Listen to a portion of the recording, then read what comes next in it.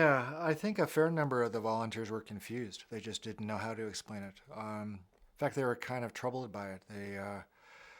They felt they had entered into a whole different realm of reality that they didn't know was there, that seemed more real than real, and they didn't really have a context within which to understand it, to incorporate it.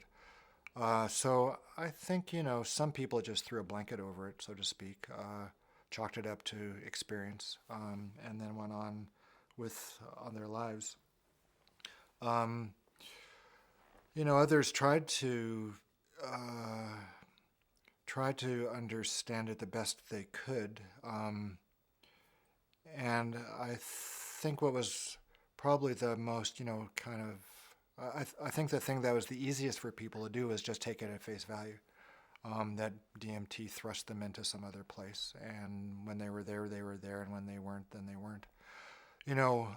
One particular volunteer really, I think, put it nicely.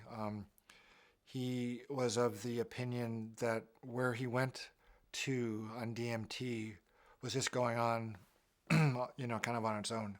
Um, that it was not as if when he did DMT in the study that he took up kind of at the point that he had left off. It was more that he entered that realm sometime down the road from the time that he had last entered it. So it was ongoing, and he dipped into it here and there. It wasn't like it was a product of his mind as much as a technology that he could use to enter that world, those worlds that was going on independent of him.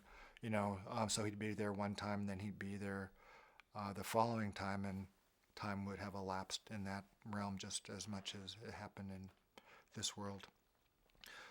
So, you know, as much as I tried to interpret what people were experiencing as non-real, just the reality of it, the searing sense of solidity and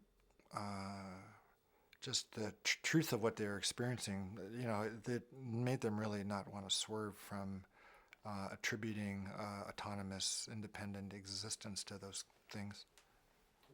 Okay.